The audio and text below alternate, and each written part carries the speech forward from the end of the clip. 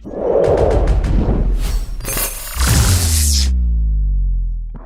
Sega Genesis games with the best stories, ranked. Sponsored. Story by Steve Booker. 1W. 6-minute read. Sega Genesis has several classic games, like Sonic the Hedgehog and its sequels, Streets of Rage 2, and Gunstar Heroes. Even though the console has an excellent library, many games on the Genesis didn't have much of a story beyond a brief explanation of why the player is trying to complete whatever objective they have in the game. That said, the best stories of that era weren't all on the SNES. The Sega Genesis had some genuinely great RPGs and games with fantastic stories. Whether it be an alternate explanation of world history or full-blown, immersive JRPG storytelling, there are some Genesis games fans won't want to miss. Castlevania Bloodlines brought the series to Sega Genesis. In general, Castlevania games are straightforward. Players take on the role of a vampire hunter. They go through a castle and defeat enemies on the way to defeat Dracula in nearly every game. However, 1994's Castlevania Bloodlines, a spin-off title and the first game in the franchise to come to a Sega system, takes things in a new direction. Bloodlines takes place in 1917 and ties its story to real-world history. It's revealed that Dracula's niece, Elizabeth Bartley, played a role in the assassination of Archduke Franz Ferdinand, sparking World War I. Bartley's true plan is to resurrect Dracula, and players step into the roles of John Morris or Eric Lockhart to stop her. The great gameplay and alternate history storyline make this a top 10 game, and it doesn't hurt that it's the first Castlevania game with music from longtime series composer Michiru Yamane. Warsong, aka Langrisser, is a fun tactical JRPG with a unique feature.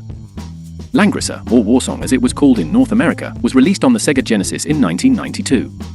It's a tactical JRPG similar to the Fire Emblem series, where combat takes place between groups of enemies, and units can promote to new classes. That said, players didn't just control unique units. They could also purchase up to 8 units for each of their heroes, with the prices and classes of these extra units depending on the hero. Warsong starts as a battle between two armies, Baltia and the Dalsis Empire. Players take on the role of Prince Gareth, who eventually must flee to get reinforcements. Things take a turn when the magic sword Warsong is stolen, leading to the awakening of an evil that Prince Gareth must fight in addition to the Dalsis Empire. The original version had poor translations, so the updated remake of Langrisser 1 and 2 changed most of the character names. Beyond Oasis is a magical spirit adventure for the Sega Genesis. Beyond Oasis was released in 1995 for the Sega Genesis. It was developed by the same company that made Streets of Rage 2, which shows in some of the visual and sound effects. The game plays like an old-school action-adventure title where the player controls Prince Ali, who fights with various weapons and abilities. As for the story, it starts when Prince Ali finds a special gold armlet with the ability to summon for spirits. The spirits are used to fight the wielder of the silver armlet, which is meant only for evil. Throughout the game, players find each spirit and can summon them to access several magical abilities. Even though Prince Ali has a default knife weapon, players can pick up multiple weapon types from enemies and use them a limited number of times. Crusader of Senti was the Legend of Zelda rival for the Sega Genesis. Crusader of Senti is an interesting one. It was released in 1995 on the Sega Genesis and bears a striking resemblance to The Legend of Zelda: A Link to the Past. The game follows a 14-year-old boy named Corona who must go to battle because of the law of the land. At its heart, the game shows the connection between monsters and humans and how they are at war with each other. A unique aspect of Crusader of Senti is the animal collection. The player can eventually speak to animals and recruit them to fight alongside Corona. Each animal has a unique ability to help Corona when selected. The story is split into 2 parts, and in the first half, the player can't speak to humans, only animals and plants. In the second half, which involves time travel, Corona can speak to humans again. Sword of Vermilion features a quest to collect magical rings. Sword of Vermilion was released in 1989 for the Sega Genesis and features a story based on revenge. Players take on the role of a forgotten prince who was hidden away by Blade, servant to King Eric. A rival king, Tarkan, kills King Eric. Considering the kings were searching for rings of good and evil, something bad was bound to happen. The real game begins when the player character learns of his true identity and past. He seeks revenge and must travel around collecting the rings to do so. The narrative is relatively simple, but it provides ample motivation for the player to go on the quest. The ring aspect definitely gives off a Tolkien's The Lord of the Rings vibe, but it still doesn't feel like a rip-off. Karmic Zone has a unique story that's set in a comic book. Normally, beat-em-up games don't have much of a compelling narrative. Sega's 1995 game Karmic Zone was an exception to this rule because of the framework of the entire game. It's about a comic book artist and writer named Sketch Turner who gets trapped in his own comic and must escape. The premise alone is interesting, and the game takes full advantage of the comic book look. Fighting takes place within comic book panels, and players can often interact with the pages themselves. Classic comic book sounds like POW and speech balloons replace what would normally appear in an action video game. The unique take on the genre and memorable story premise make this a top 5 game.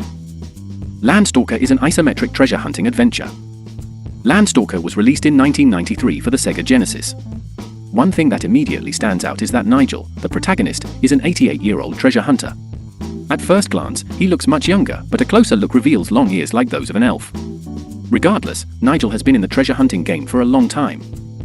His latest adventure starts when a fairy named Friday seeks his help and tells him she knows where to find King Noel's treasures. The story includes several main objectives and side quests that the player can complete to improve Nigel's capabilities. Landstalker also uses an isometric approach to exploration and combat, so it stands out for more than its story. Shadowrun brought the cyberpunk tabletop game to the Sega Genesis. There were actually 2 Shadowrun games released around the same time.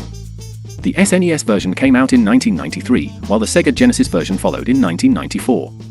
Both games were wildly different in terms of gameplay and narrative, and Shadowrun for the Genesis features more open gameplay and a role-playing experience closer to the tabletop games. The story follows the main character, Joshua, who wants payback for his brother Michael's death. Soon, the game branches off in 3 directions. While players have to complete all 3 routes to finish the story, they have the freedom to choose the order they complete the scenarios in while they work to uncover the mystery surrounding Michael's death. Shining Force is a classic tale of light versus darkness. Shining Force is another tactical RPG similar to games like Fire Emblem, but one key difference is that characters who die can be resurrected and aren't permanently lost, like in early Fire Emblem titles. In fact, the game doesn't even end if Max dies. The battle just ends, and the player loses half their money. Combat is grid-based, and characters earn experience points for taking action during a turn, including damaging enemies or healing allies.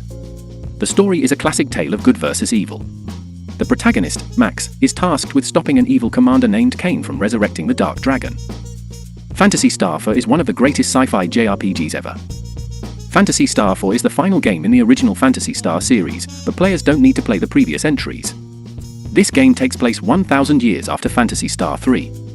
It also features a unique combo technique system, where 2 techniques used in a specific order can create a new one. There's a nice blend of sci-fi and magic as players take on the roles of Alice and Chaz. Their initial job as hunters leads them to uncover the reason behind the rise in biomonsters. It's one of the best RPGs on the Sega Genesis, and the game's fantastic narrative and journey make it the perfect choice for anyone who wants to play a game with a great story.